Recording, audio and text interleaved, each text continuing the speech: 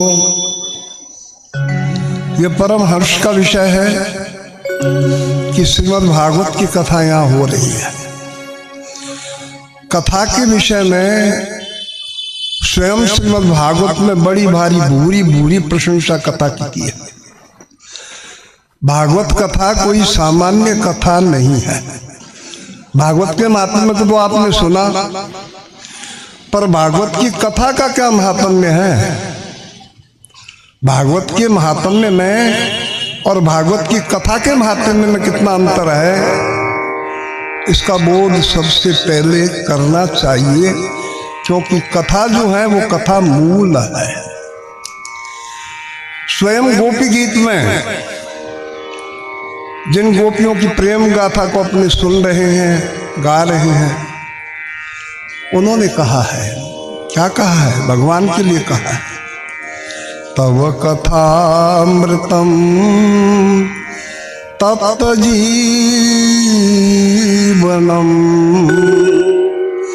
कविभिरीडितम कल्मषापहम्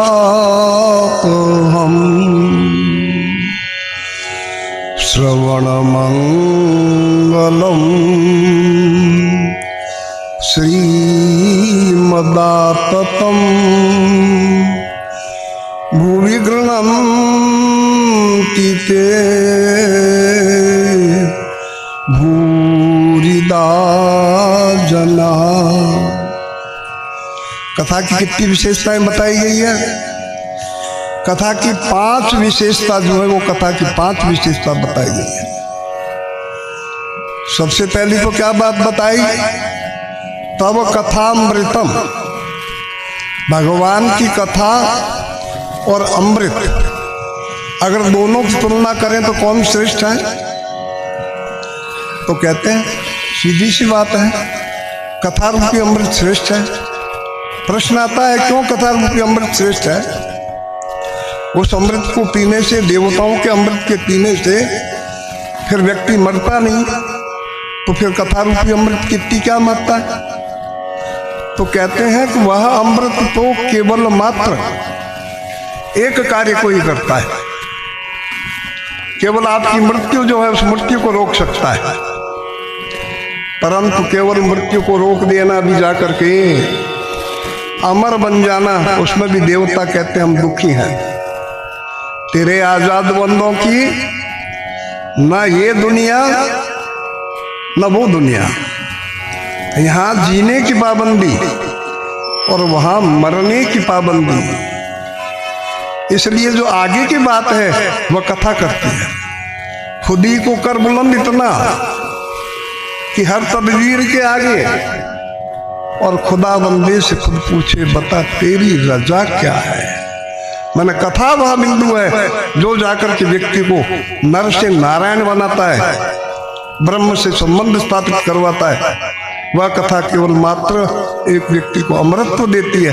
तो यह लोग निश्रेयस और सिद्धि दोनों प्रकार की चीज को अगर कोई देता है तो वह कथा देती है। यह पहली बात है, अमृत है। आगे फिर क्या बताया? कवि भी रीडितम, कथा को कवि भी रीडितम, ईडितम ईल धातु है, प्रत्यय लगा हुआ, उसमें तत्प्रत्यय लगा हुआ है। अर्थ क्या है उसका? उसका अर्थ है कवियों के द्वारा गाई गई, कवियों के द्वारा गाई गई। प्रश्न आया कवि हम किसको कहते हैं? कवि किसका नाम है? कवि कौन है? कवि शब्द की व्याख्या है कवियों भी क्रांत दृष्टारा, जो अपने अनुभूत बात को करते हैं वो होते हैं कवि। जिन्होंने केवल लिखी या देखी नहीं की है, किंतु जिन्होंने स्वयं अनुभव किया है उसको कवि कहा जाता है। इसलिए कथा का अनुभव किया किसने किया? कथा का अनुभव स्वयं ऋषियों ने किया, कथा का अनुभव स्वयं देवताओं ने किया। आज यहाँ पर भी देव पूजन होता होगा, नित्य प्रति देवताओं का पूजन होता है। तो जहाँ कथा होती है वहाँ पर देवता भी आते हैं, और जहाँ कथा होती है वहाँ पर जाकर के सातों लोग भू भुआ स्व महा जना तप सत्य, सारे लोग, यही नहीं ऊपर के लोग ही नहीं, नीचे के सातों लोग भी, तल अतल वितल तलातल महातल रसातल और पाताल, 14 जो भुवन है ना, ये 14 भुवन कथा को सुनने के लिए आकर के उपस्थित होते हैं, क्योंकि वो कवियों के द्वारा अनुभूत है। कोर्ट में रीडिंग केस होता है ना, अनुभूत होता है तो प्रस्तुत किया जाता है, उसके आधार पर फैसला होता है। तो कथा अपने आप में एक प्रकार की अकाट्य और लीडिंग केस है, इसलिए कथा का मतलब ज्यादा महत्वपूर्ण है। कितने बिंदु हो गए? 2 बिंदु। तीसरा क्या बताया? कवि विदितम, क्या बताया? कल्मषाप हम, कल्मष किसको कहते हैं? कल्मष कहते हैं पाप को। पाप कितने प्रकार का होता है?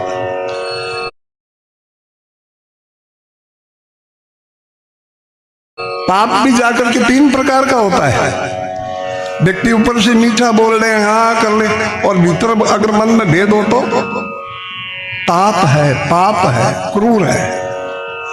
यह कथा ऐसी है, भागवत की कथा ही ऐसी है जो बाहर और भीतर दोनों प्रकार से जाकर के और व्यक्ति को सुधारती है।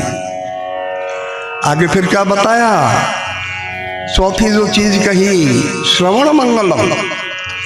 अन्य जो वस्तु है उस वस्तु को तो आप जैसे गंगा में स्नान करोगे, करने जाओगे, स्नान करके बाहर आओगे और फिर उसका फल यहाँ नहीं मिलेगा, उसके बाद वहां जाकर के उसका फल मिलेगा कि ये गंगा स्नात है इसलिए इसकी मुक्ति हुई। परंतु कथा जो है वो कथा तो श्रवण मंगलम, सुनने के साथ ही मंगल को प्रदान करने वाली है, तत्काल ही, जिसका रिजल्ट अपने तत्काल देखना चाहते हैं ना, ऐसी एक कथा है। और श्रीमदाततम, इसकी बहुत बड़ी व्याख्या है, पूरी 1 घंटे में भी पूरी नहीं हो सकती अगर विस्तार से करें तो। श्रीमदाततम, आतत माने जल्दी से पूछ ले तो आतत शब्द में व्यक्ति उलझ जाता है। श्रीमदाततम, श्रीमद 3 शब्द हो गए यहाँ पर, श्री मद और आतत। आतत संस्कृत का, आतत का संस्कृत में विस्तार होता है, अर्थ। आतत का तात्पर्य होता है विस्तार। किसका विस्तार? श्रीमद। श्रीमद से युक्त 2 ही ग्रंथ हैं जो भगवान की वाणी है। एक भागवत के आगे लगाया जाता है श्रीमद भागवत, और दूसरा गीता के आगे लगाया जाता है श्रीमद भगवद गीता, क्योंकि 2 ही भगवान की वाणी है।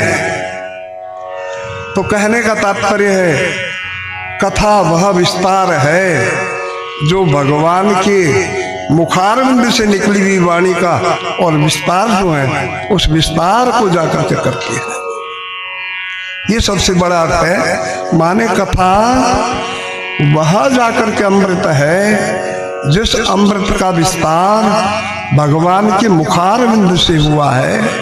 ऐसे उस अमृत का पान करने पर किसके लिए कहा गया है, किसको बताया गया है? अगली बात कही, भूरि दो जना भूवि गणंती। तो भूवि माने पृथ्वी पर, गणंती जो उस कथा को, गणंती शब्द के 2 अर्थ हैं। गणंती का अर्थ होता है गणनाती, जो ग्रहण करता है, जो कथा को सुनता है, और एक अर्थ हुआ कथा गृणंती, गृह है, उसका तात्पर्य हुआ जो कथा को जाकर के कहते हैं। तो भूरि दो जना, भूरि पृथ्वी पर अगर कोई कल्याण को देने वाले और कल्याण के पात्र कहे जाए तो केवल मात्र 2 ही व्यक्ति हैं, कथा को कहने वाले और कथा को सुनने वाले। 5 प्रकार के ही क्यों गुण बताए गए हैं? क्योंकि हमारी 5 ज्ञानेंद्रियां, 5 कर्मेंद्रियां और 5 महाभूतों को हमें जाकर के सुधारना है। और अभी से नहीं सुधारोगे तो एक सेठ जैसी हालत हो जाएगी। कैसे? एक सेठ जी से ध्यान से सुन लेना। वो सेठ से जवाहरात के बड़े व्यापारी और बड़ी ही कदर करने वाले, बहुत समझने वाले। एक बार एक हीरा आया और हीरे की कीमत करवाने लगी कि ये हीरे कितनी कीमत का है। किसी ने कुछ बताई, किसी ने कुछ बताई, किसी ने कुछ बताई। तो कहा उस जौहरी को बुलाओ। जौहरी को बुलाया। जौहरी ने उस बड़े हीरे को लेकर के और रखा और उसके चारों ओर एक एक एक एक एक एक करके हीरे रखे। 99 हीरों तक उसका प्रकाश जा रहा था। अगला जो 100वां हीरा रखा तो उससे उसका प्रकाश नहीं जा रहा था। तो उसने उसको हटा करके कहा इस हीरे की कीमत 99 लाख रुपए है। सभी ने कहा आपने इसकी कीमत 99 लाख रुपए क्यों बताई? 1 करोड़ क्यों नहीं बताई? 98 लाख क्यों नहीं बताई? उसने अपना तर्क दिया कि देखो इसका जो प्रकाश पड़ रहा है वो प्रकाश 99 हीरों पे पड़ रहा है। जो अगला है 100वां हीरा है उस पर प्रकाश नहीं पड़ रहा है, इसलिए इसकी कीमत इतनी है। तो राजा उनको प्रसन्न होकर के बड़ी देने लगे। इतने में एक संत आए, उन्होंने रोका, हटाओ। उन्होंने अपनी झोली निकाली, उसमें से 1 राख की मुट्ठी निकाली और दे मारी उस जौहरी के सिर पर। राजा ने पूछा ये क्या बात है? कि बात इसलिए इतनी बढ़िया बुद्धि होने के उपरांत भी इसने अपनी सारी बुद्धि केवल संसार के इन कांच के टुकड़ों में व्यतीत कर दी, नहीं पहचान सका कि मैं क्या हूं। इतना ज्ञानवान होने के उपरांत केवल संसार में फंसा रहा। जो परम तत्व जिसके लिए परमात्मा ने यहाँ भेजा है, व्यास बालकों को जिसने परमात्मा ने यहाँ पर भागवत आदि के लिए भेजा है, वे जाकर के राजनीति में इधर उधर फंसे तो कितनी बुरी बात है। इसलिए इस बात को उन्होंने कहा इसकी मुट्ठी धूड़ की ठीक है और कोई इसके योग्य नहीं है। क्योंकि मानव तन भागवत पूरा ये कहता है कि परमात्मा को आपको प्राप्त करना है। पहले से लेकर के पहले श्लोक से लेकर के अंतिम श्लोक तक सत्यम परम धीमहि, वहां से आप चले हो। जहां पर सत्य की दुहाई दी है, उस सत्य की पालना के लिए जो दूसरी बात है क्या है? दूसरा श्लोक क्या है? 3 श्लोकों में सारा भागवत है। पहला तो जन्मादिश्यतोन्मयादितरता चार्तीष्ट विज्ञ स्वराट ब्रह्मत्तेन हृदय आदि कवि मुज्यन्ति सूर्य तेजो मारिदाम यथा विनिमयो यत्र सर्गोजा धामना तेन सदा निष्ठकोकम सत्यम परम धीमहि। तो वहां पर सत्य की बात कह दी। उस सत्य की बात के विषय में अभी ये बात बताई आपको कि आप अपने सत्य को पहचानो, आप अपने स्वरूप को पहचानो। आप हो क्या? हम परमात्मा के अंश हैं। अंशांशी भाव से रहने वाले अगर हम अंश उस अंशी में जाकर के नहीं मिलेंगे तो फिर हमारा क्या अस्तित्व है? अगर किसी चीज का टुकड़ा टूट जाता है तो उसमें अगर चिपकाते हैं तभी तो उसका पूरा रूप आएगा, नहीं तो अधूरा है, भटकता रहेगा। एक माला के मनके को अगर माला टूट जाती है, उसी माला के धागे में फिर पिरोएंगे तभी तो वो जाकर के वहां लगेगा।